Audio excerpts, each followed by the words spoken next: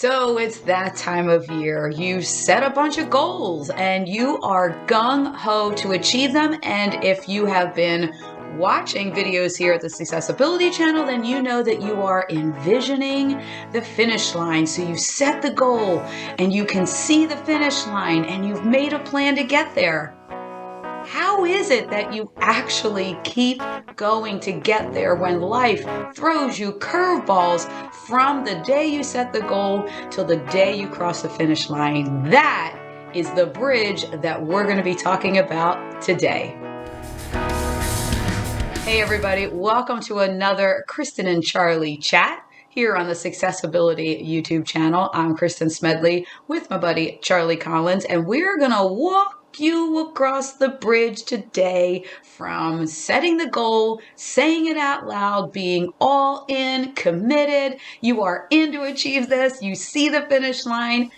Oh, but so many of us get stalled out maybe early on that bridge or maybe halfway across. What is that bridge that keeps us moving towards that finish line? Well, ladies and gentlemen, for some of you, this may be a hard word to hear. For me, it's my word of the year because I really need to work on this. And the word is discipline. I'm going to start us off here with a quote from Jim Rohn. Discipline is the bridge between the goals and the accomplishment, or as I say, the finish line. So Charlie, let's dive into this. I am especially listening with full volume on my headphones because this, like I said, is my word this year, and I really want to get good at this to make my path to achievement easier, shorter, and quicker. Let's dive into it. Sure thing. It's good to be here, back shooting another video here for the Successability channel. That takes some discipline, and I just think about discipline growing up. I don't know about you, but I certainly got disciplined by authority, whether it was parents, sometimes in school. And that isn't the discipline we're talking about. It's not I'm doing something wrong and I need to be course corrected or shown a better way. It's discipline, as I said on that call. Discipline is hard. It's a word that's kind of like, discipline. You need to be disciplined, It's like disciplined. And discipline is hard, but over time, if practice, it becomes a little easier. And eventually it moves into a habit.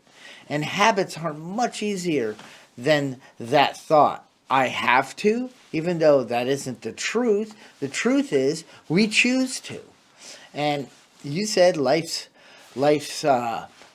throwing things at you, whatever it could be that. But for me, what takes me off course. Sure, life has its things, but it's my mind that takes me off course. And discipline, it could be laid out for goals. It could be for anything that we have a starting point that I don't know how to do. I'm learning a new skill. I want to go from where I am to where I really want to be. So it's starting something new, right? And I don't know how to do it. It's new to my brain. It's new to my being. It's a new action. And so that's where discipline really needs to kick in, because I'll default back to doing what I was doing. Our best practices, our most practiced way of living is our habits, is what we're doing today. How we do each day, basically. So if we want to introduce something new, there's a couple things that have to happen, right? First thing is that, well, maybe you have the time to introduce something new throughout your day, and that's okay. So it's just fitting in, right? Or you want to remove something that isn't working. And remove it means it's not like I have a chair in my room that needs some discipline. I don't have a chair in my room that's just not working in my environment anymore. So I come in, I say, you're done, you're gone. I pick it up, I move it out of my environment, and now it's all better. That isn't how it works in a brain, though. A brain has a practiced way of working. And its goal, right, is to keep us safe. Our brains are there. They believe what we tell them. They will fire the actions that we tell them to take, to do. But when I don't have that pathway done in my brain, it's to get started, to build momentum, it's got to be disciplined, because it doesn't just happen. Habits don't just, I don't wake up today or tomorrow and I'm doing my new healthy habit without any struggle. That isn't the truth. So I build a discipline. And how do we build that? How do we, because willpower, as much as I want to, Kristen, as much as you want to, as much as people watching this want to make that change, I'm going to no longer eat past 8 p.m. I don't know what it is, but whatever, I mean, there's plenty I have done over the years to shape a more healthy lifestyle, a better positive, more grateful mindset. But I didn't just wake up and say, that's it, today I'm going to do all this. No, it took time. And I had to build a course of action. So how do I do that? I talk to people about it.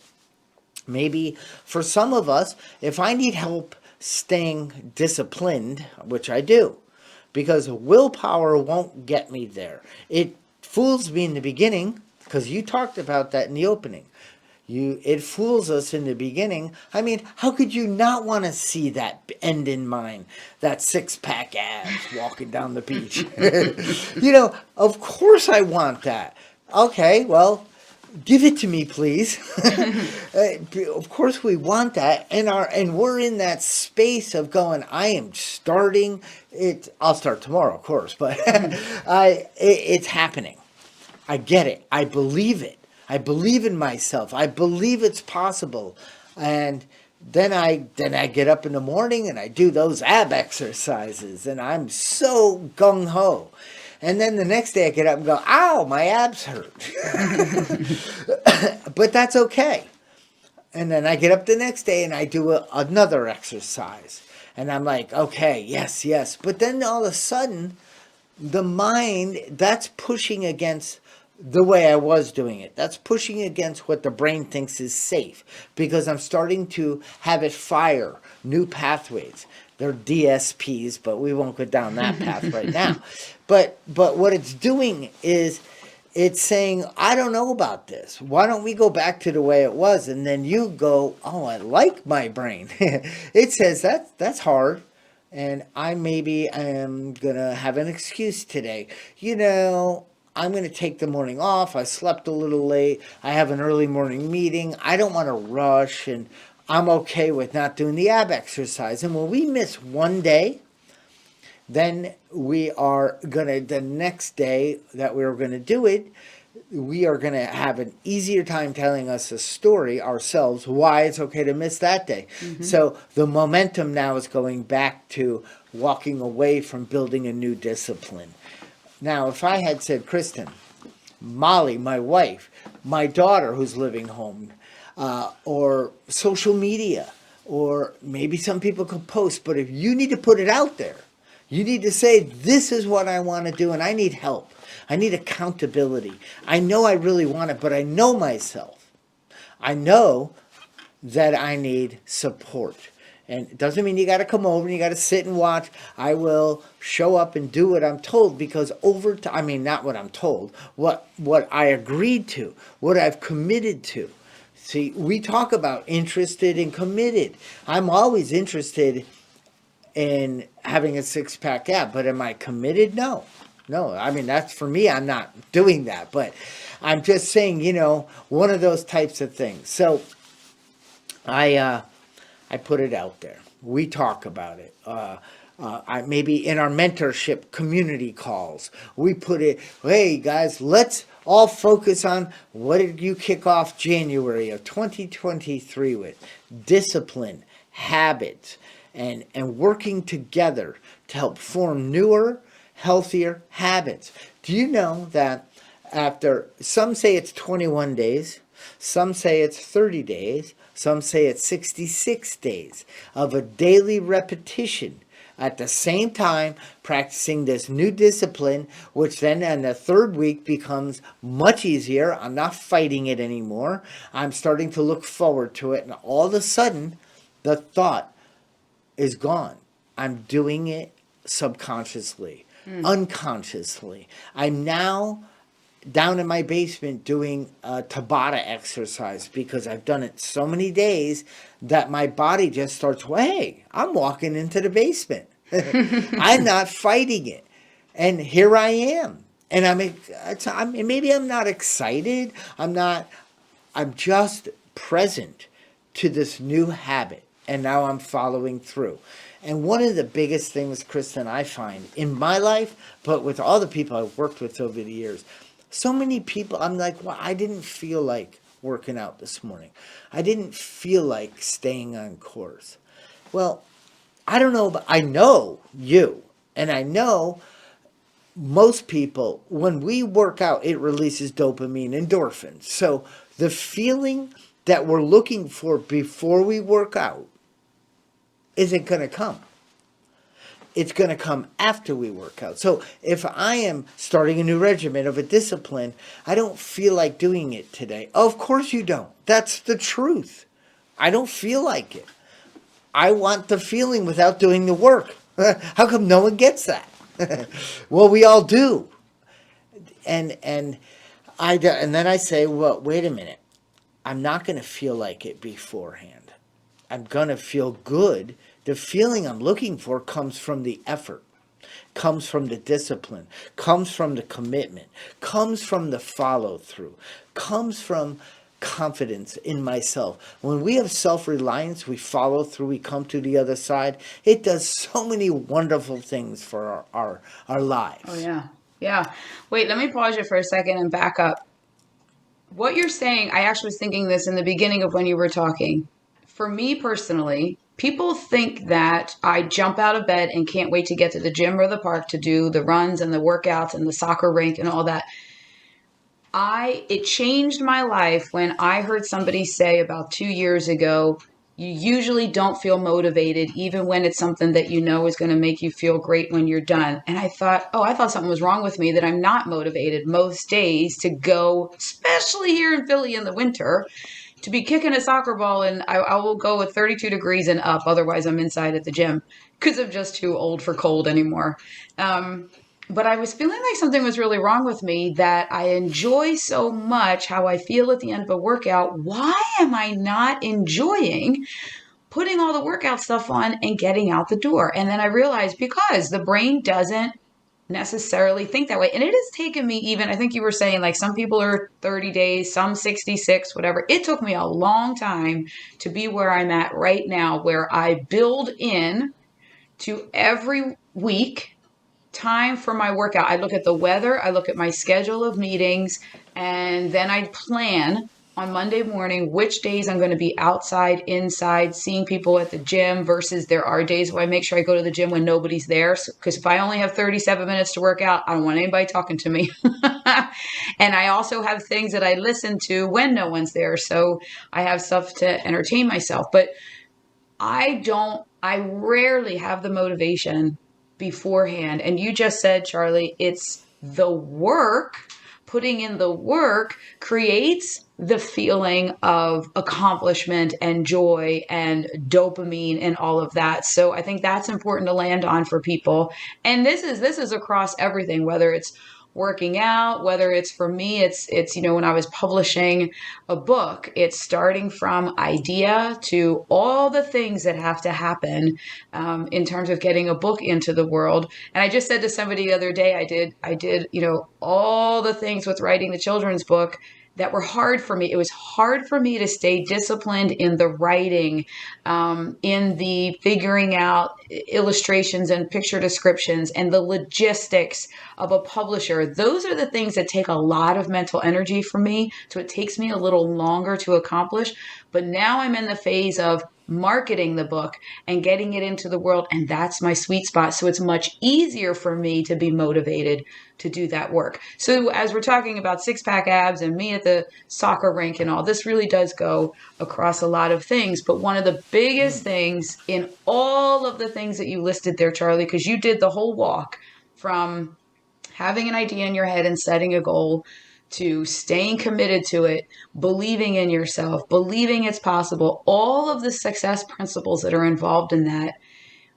I have a very hard time, and I'm actually trying to think on the spot here, and I'll have to put it in the comments later after we publish this as I really give thought to this. I don't know that I've ever really gone from goal to accomplishment in a decent amount of reasonable amount of time without at least one person in my corner cheering me on and holding me accountable. I think that support, finding at least one person to be your accountability partner or just talk out loud to, that you've got this thing that you're still on and they can check in and say, hey, where are you at with that? That is the beauty of the Academy with our mentorship calls every Monday, that we can check in and hold each other accountable, but also just to have somebody cheering you on and knowing that somebody else knows that you're working on something. And it gives that element of continued motivation even when you're not motivated. Big time. And it helps that person. We're here to help each other. I love when people ask that, can I be on the other side? I'm not the one, I'm just the one that is going to, with integrity, hold you accountable. And you said you wanted me to do this to help you achieve this, then that's what I'm going to do. Now, if I want to make you, oh, it's okay, it's all right, yeah, I get it. No, that's not going to do it. Because if someone did that to me, I mean, I'd like it in a moment. I know. Thank you for agreeing with me.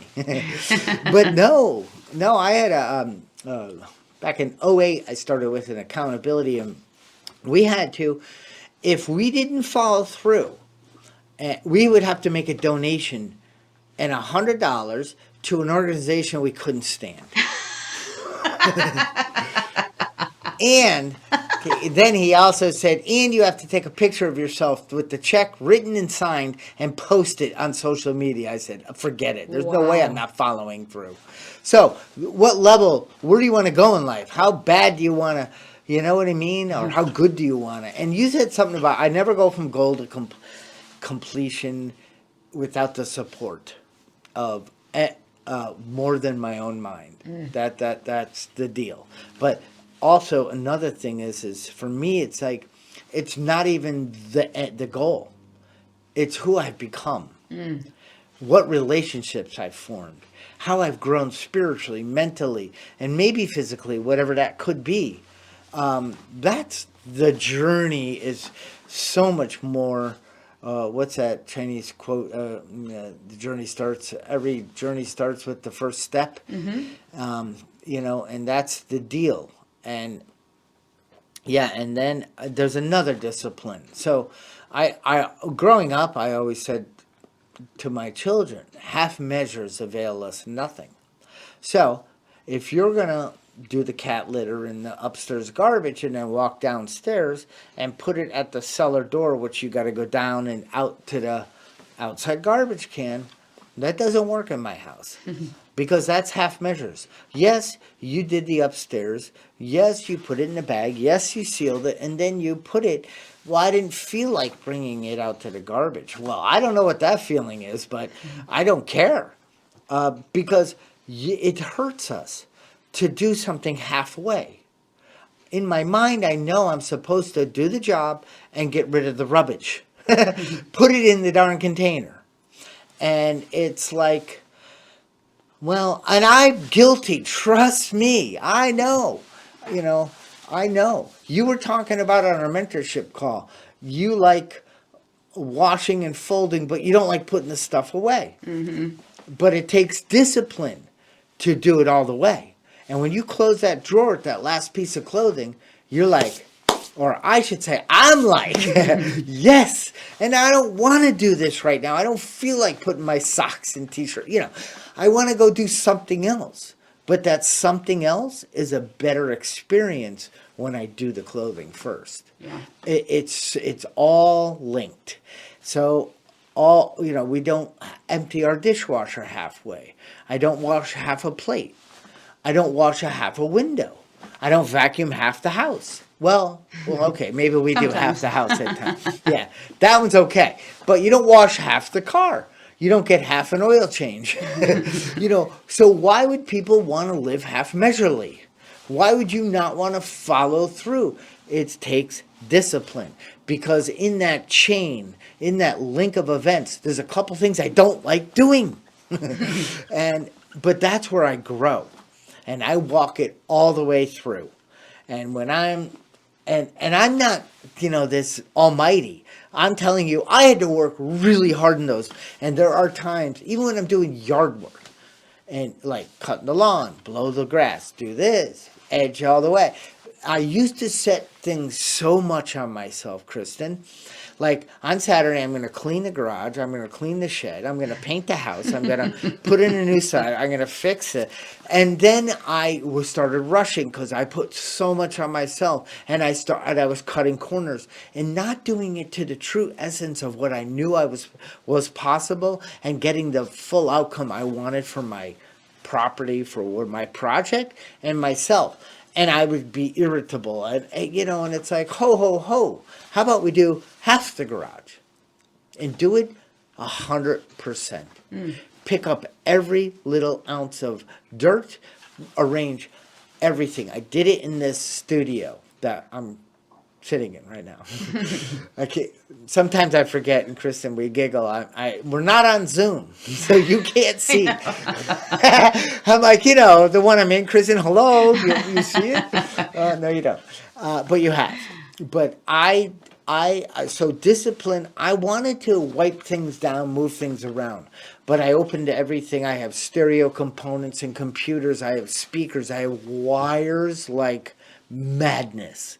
I have so many things in camera systems and lighting systems and things hooked up that it just wasn't working for me anymore.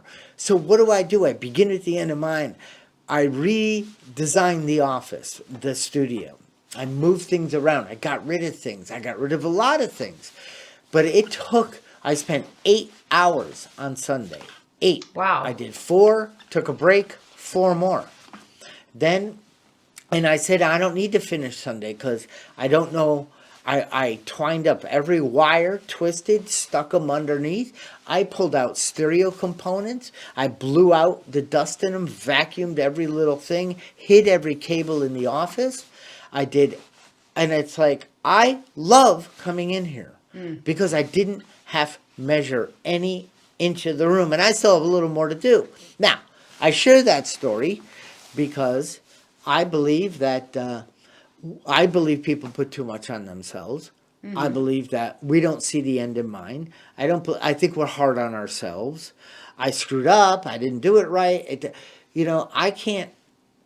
I shouldn't say I can't.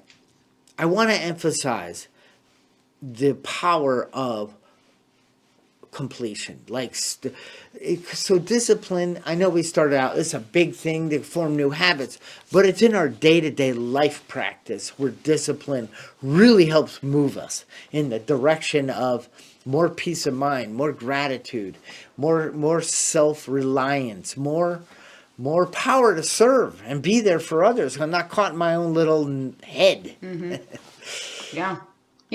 I was just remembering as we're talking about this with cleaning up, and I actually now I have a big habit that I actually love and I'm so motivated to do is keep my bedroom 100% laundry free, clutter free. I got rid of almost everything in the bedroom. I have all the matching linens, and I absolutely love going into my room at night, closing the door, and it's like a sanctuary. But as we're talking about all of this, I want people to understand that are watching and listening just how powerful this concept of discipline and instilling a few habits to make discipline easier, the power of that. So if if you're tuning out, I don't really care about the dishes in the sink or half dishes, or my garage, I can live with it. My bedroom, listen to this.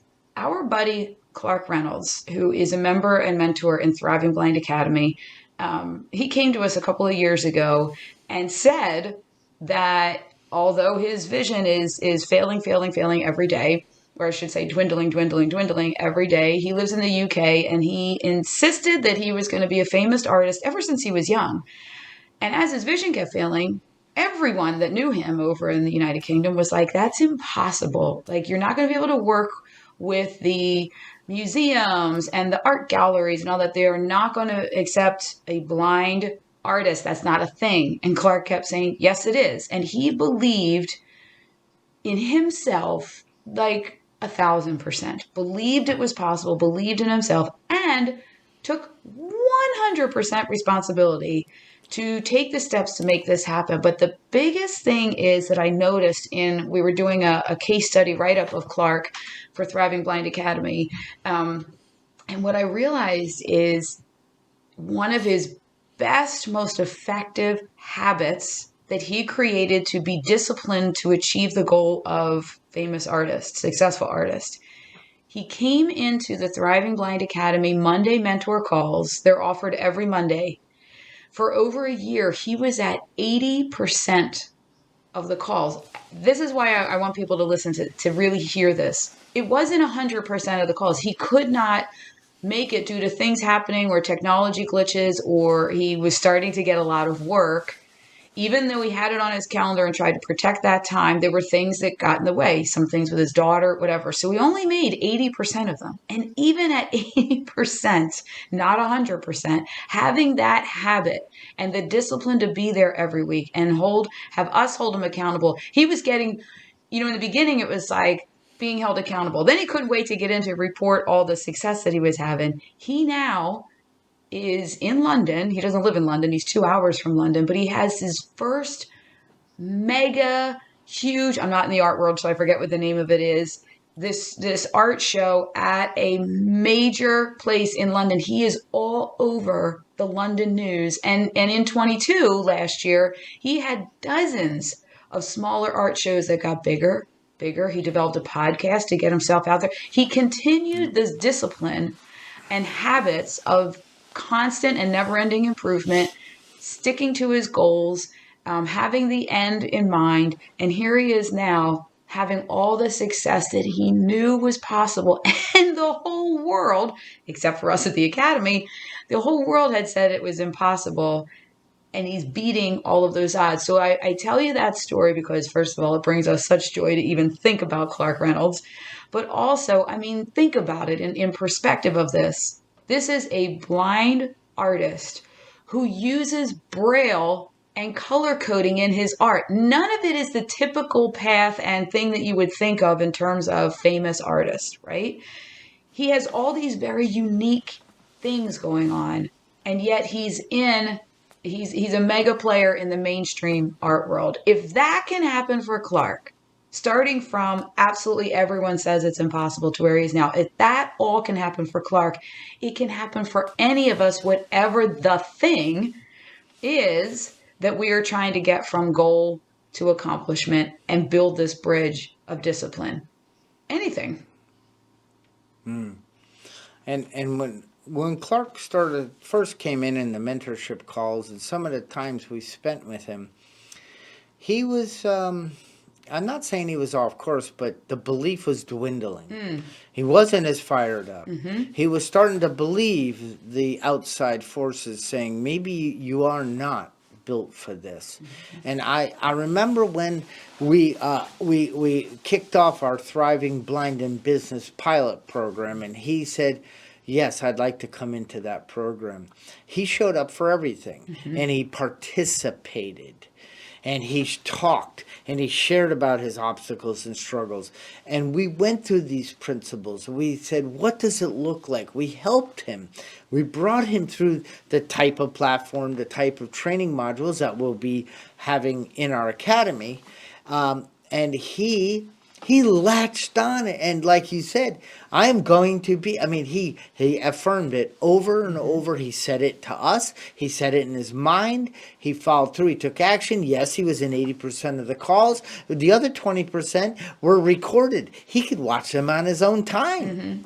that's the beauty about our membership platform in the Academy, is that everything we do is recorded, because we get it. Not everybody can be live at certain things, but those who succeed are the ones that go in and say, on Monday I wasn't able to make the mentorship call, but Monday night I do have time. So I'm now going to log in and I'm going to pull down that recording and watch it on my phone, on my tablet, on my computer, or I'm just going to listen to it, whatever the thing may be.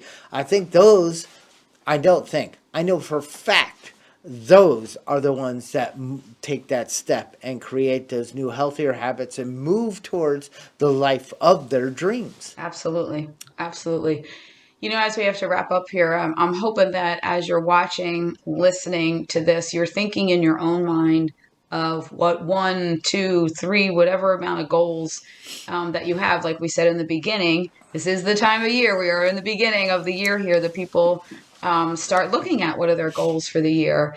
And I'm hoping that you have taken some time, given some thought to maybe there's one element in this video that you're like, okay, I'm gonna get going on that. Maybe it's a support network or one other person that you're going to reach out to today to say, here's the goal and I'm going to figure this out, how to get to the accomplishment. Will you partner with me to check in and see how I'm doing on it? Maybe it's if you're in the blind or visually impaired community, it's joining the Academy so that we can be your accountability folks and bounce things off of and be there on the days when your belief in it is dwindling. And if that's the case, go to thrivingblindacademy.org. Or maybe it's that you have a bunch of goals that you were thinking about, you haven't even affirmed one yet, and you're going to be at the starting point wherever you are. And hey, listen, if you need accountability or if you want to be putting it out there in the world and don't know where to start, put it in the comments here at the video. Put it in the comments. Reach out to us at thrivers@thrivingblindacademy.org. Send it to us so that we have it. You've put it out there in the world, and we'll send you an email back checking in every now and again. And absolutely give some thought to who in your network, in your world, in your friend circle, in your family needs to hear this message. And please share this video with them so they can get started and maybe even offer to be their support, their accountability partner as they're moving forward. And before I let you go, but the nice thing about YouTube and the video, you get to go and come whenever you want. Here's the deal. If you're somebody that gets up and leaves and doesn't make your bed every morning, try that. If you're somebody that leaves things in the sink, try always eating, cleaning, putting everything away. If they're, what I'm trying to get at is these littler things have massive impacts. I know for a fact if one of the most important things, there's studies on it, is making your bed before you move out to do your day. Because somehow that little thought, that little I didn't complete, I didn't finish, I didn't do this, is with us. I don't know, because if I'm making the bed, my wife is not. If my wife is, I'm not. We don't have specific days. It just works out it always gets made. And so, these are little things. What can I do? Take it small. What is a little area? A little corner of a room that kind of irritates you, like, because there's magazines, or whatever it is. Say, I'm going to clean it and keep it that way over and over. And the next thing you know, it becomes natural. It becomes easier. So moving from discipline, hard. Taking constant action with support gets easier. Moving into habit, I am in my basement ready to work out. How did I get here? Excellent. Awesome. Well, thank you all for tuning in and joining us today and giving thought to how you can go from goal to accomplishment in a disciplined manner. Like we said, share this with someone that needs the message, and please like the video and hit the subscribe so that you get all of our videos each week that come out to keep you moving from surviving to thriving and having a good time on the journey. We'll see you next time. Bye-bye.